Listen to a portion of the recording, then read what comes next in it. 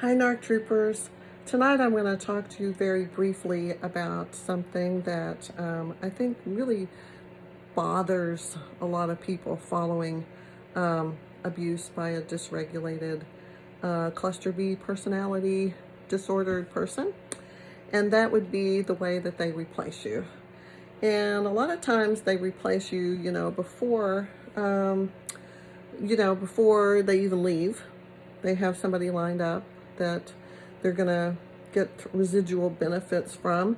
And let's remember what residual benefits are. What they're going for is that they want money, prestige, sex, like whatever they can get that way. And then they also want character traits and personality traits, right? Because that's the name of the game, is to attach to somebody and then do that. And then the other thing is fuel or supply in the form of adoration, attention, and all of that. Well, they need that. And when you can't provide it, or the quality that you provide is no longer adequate or substantial for whatever reason, and then they move on to someone else to replace you with, a lot of times you're thinking, oh, what's he doing with that person? Is he going to marry her or him? If it's a woman who's done this, that's the narcissist. Is this person going to marry my new replacement? Do they love them? Are they treating them better than they treated me? Oh, I bet they're being sweet to them like they were sweet to me when they weren't being like absolutely horrific. And you just kind of obsess about it. Like, what are they doing? And where are they going? And what kind of experiences are they having? And are they going out to eat? And are they just having like sex all over the house all day long? And are they having, vacations to exotic places? And like, what's going on?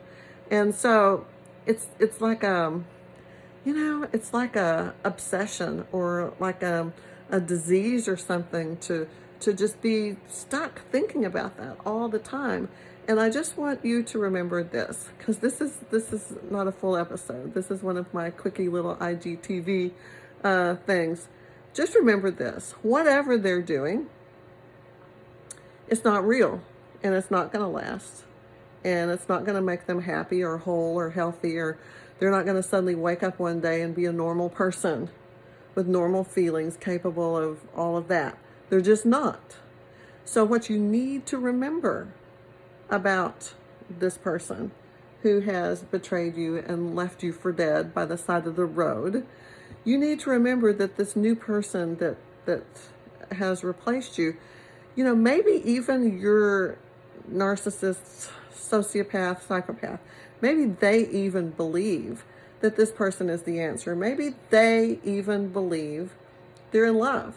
But what it is, it's close to infatuation, but it's not even that. What they love is the way that this person supplies fuel, character traits, residual benefits. That's why they love that person. It's not love. It's like, you're making me feel all of these things, and it's wonderful. And so I adore you, and I'm going to do all these nice things for you.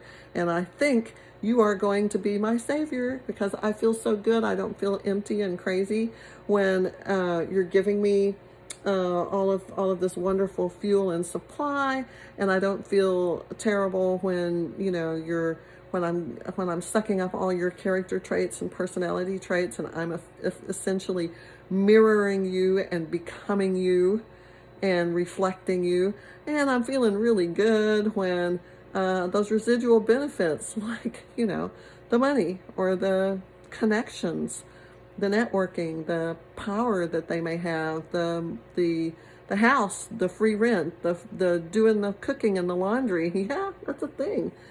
Doing the cooking and the laundry and all the chores around the house, being that person, the caretaking, the nurturing, the like, I'm going to take care of you, because we're in this thing together. So yeah, they love that. They may think they're in love, but let's just remember this.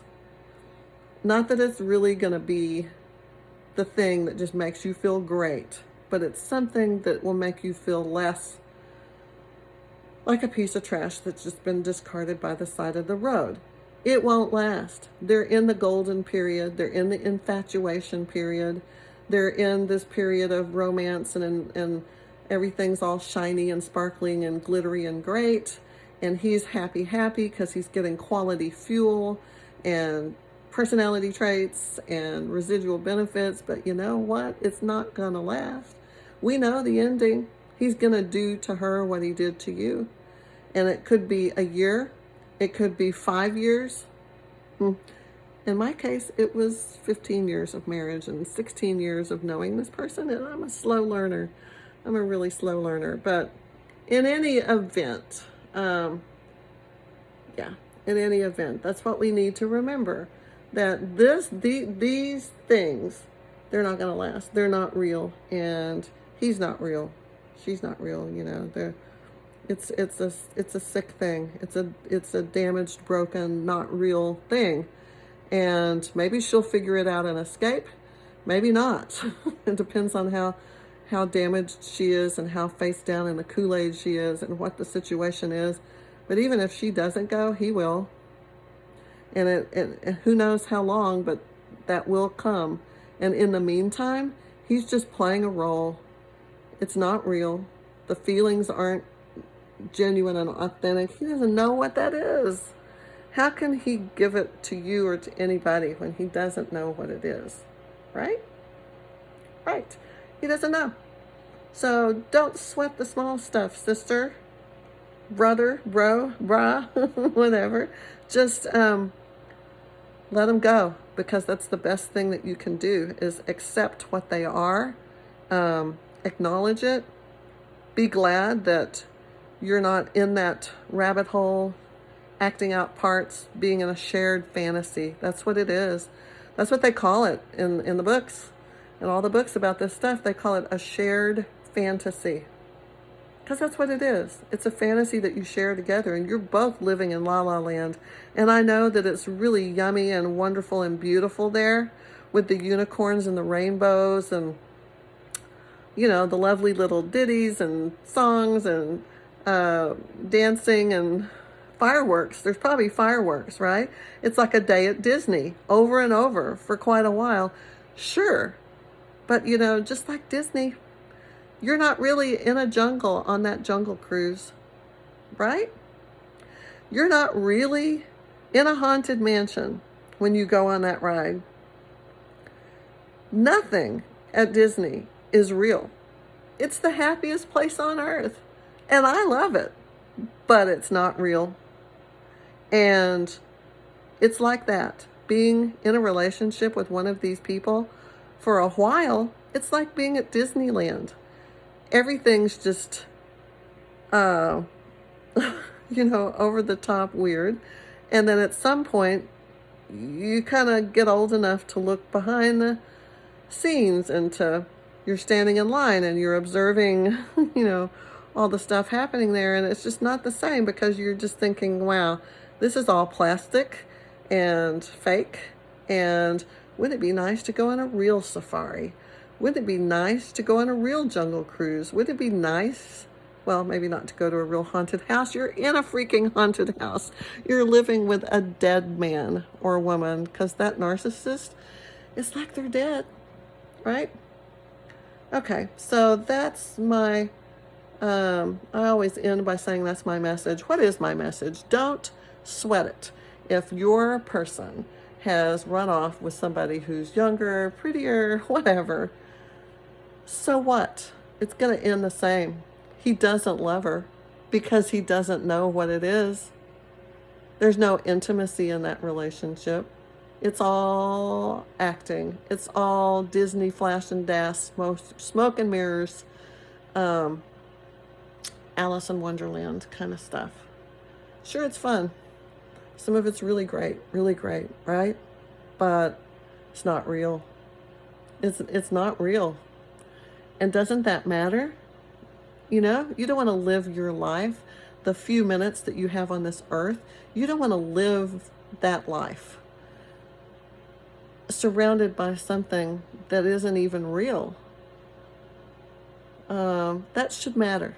I think that should matter, because I know I want something real. I want what I thought I had with him to be real, to be really what I thought it was, which it wasn't. But that's what I want. And we're not going to get that from them. If we're going to get it, it's going to be either from someone else, or we're going to have to get it for ourselves. Wow, that's a novel idea, right? But that's a very good one. Anyway, that's my message for tonight. So take from that what you will.